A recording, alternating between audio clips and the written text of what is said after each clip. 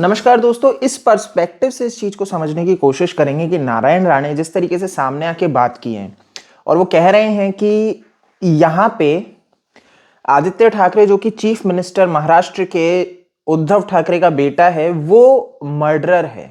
ये गंभीर आरोप है और इनका कहना है कि इनके पास एविडेंस है। अब एक चीज को समझना पड़ेगा, मैं आपको बता दूं अगर नहीं पता है तो, नारायण राणे और उद्धव ठाकरे के बीच में बनती नहीं, इन दोनों परिवार के बीच में बनती नहीं है, इनका इतिहास रहा है। ना ही इनके बेटों के बीच में बनती है, नितेश, नीलेश, आदित्य, इनके बीच में आपस में बनती नहीं है।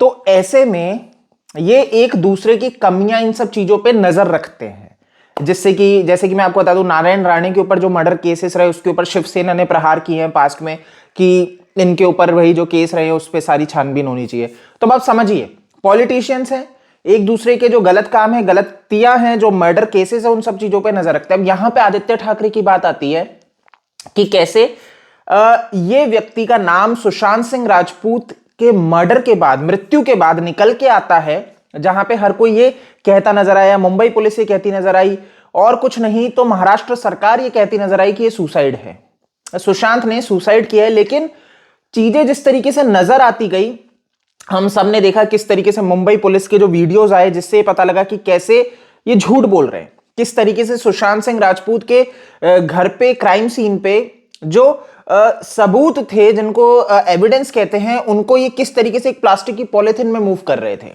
ये गंभीर थी सारी चीजें और ये सब हमने देखा। इसके बाद जब ये सारा वाकया होता है तो ऐसे में आदित्य ठाकरे का नाम निकल के आता है कि आदित्य ठाकरे वो व्यक्ति है जिन्होंने मर्डर किया है।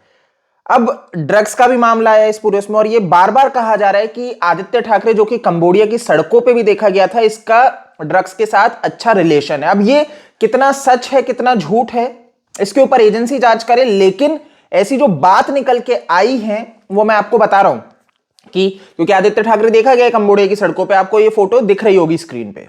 यहां तक क्लियर होने के बाद आगे मैं आपको समझाना चाहता हूं कि नारायण राणे जब ऐसी बात करते हैं कि आदित्य ठाकरे मर्डरर है, इन्होंने पहले भी किया था और वापस से आके, क्योंकि देखिए पहले किया था तब इनके पास कुछ नहीं था, तब ना ही ये मोदी जी के कैबिनेट में मिनिस्टर थे और ना ही बीजेपी महाराष्ट्र में कोई इनका अहम या ऐसा कोई रोल था। तो उस वक्त बोलना समझ में आता है कि ये राजनीति करने की कोशिश कर रहे हैं। लेकिन आज के वक्त जब ये कैबिनेट में मिनिस्टर बन चुके हैं और जब इनके पास है, वो उस वक्त आके वापस से इनका ये बोलना सुशांत सिंह राजपूत के लिए कि उस व्यक्ति का मर्डर किया गया, दिशा सल्यान के लिए बोलना, जिसके लिए पहले भी कहा गया था कि उनके साथ रेप किया गया, वापस कहा गया कि दिशा को बिल्डिंग से गिरा के मारा गया, उनका मर्डर किया गया। और यहां पे सुशांत सिंह राजपूत के लिए कहा गया इनके द्वारा कि जो बाथरूम है उसके अंदर उनको मारा गया, उनका मर्डर किया गया। और मुझे अच्छे से ध्यान है कि उस टाइम पे ये न्यूज रही थी कि सुशांत सिंह राजपूत ने शायद जो इनका बाथरोब है उसकी बेल्ट से खुद सुसाइड करने की कोशिश की, ऐसा मुंबई पुलिस के द्वारा मीडिया आउटलेट्स में न्यूज आई थी।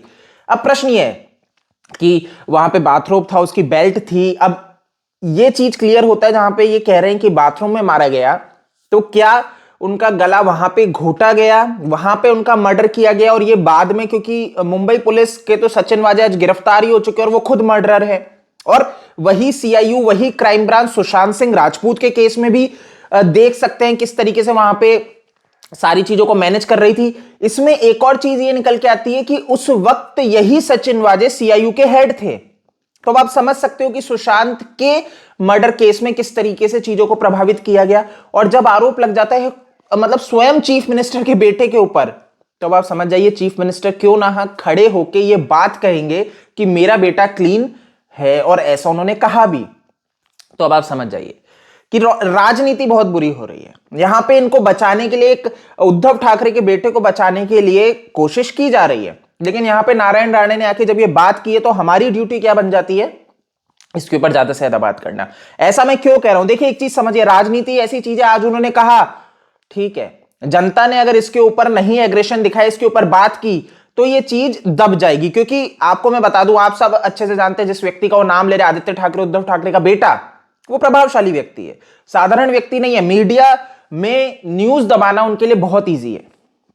तो ऐसे में हमारी ड्यूटी बनती है कि इसके ऊपर बात की जाए। देखिए, ये हमें भी दबाने की कोशिश करेंगे। हो सकता है आपको पता है इनका किस तरीके से इतिहास रहा है। अगर कोई इनके खिलाफ में बोलेगा तो उनको गिरफ्तार किया जाएगा। समीत ठक्कर एग्जाम्पल है सबसे बड़े। आपको ध्यान है, सुने ना, होले जो है उनके पीछे पड़ गए थे। तो ये कुछ नया नहीं है कि अगर आप इनके खिलाफ बोलने की कोशिश करोगे तो आपको अटैक करेंगे, बट यानी अनिवार्य हो जाता है, आवश्यक हो जाता है कि आपको बोलना पड़ेगा। खैर, इस वीडियो के माध्यम से मैं आपको यही बताना चाह रहा हूं, नारायण राणे ने जो ये बात की है वो गंभीर है। हम शुरू से बात कर रहे हैं कि सुशांत का मर्डर हुआ है, और ऐसे में इनका ये बोलना जरूरी हो जाता है। जैसे कि ये कह रहे हैं मैंने एविडेंस दिए, लेकिन उसके बाद भी आदित्य ठाकरे गिरफ्तार नहीं हुआ, तो ये सीबीआई के ऊपर प्रश्न खड़ा होता है, सीबीआई की क्रेडिबिलिटी के ऊपर प्रश्न खड़ा करते हैं नारायण राणे स्वयं। आप समझिए, ऐसा क्यों मैं कह रहा हूं, क्योंकि सीबीआई पीएमओ को रिस्पॉन्ड कर रही है, ऑब्वियस सी बात है। सीबीआई पीएमओ को कर रही है। पीएमओ में कौन है? प्रधानमंत्री नरेंद्र मोदी जी। नरेंद्र मोदी जी के कैबिनेट में कौन है? यही नारायण राणे।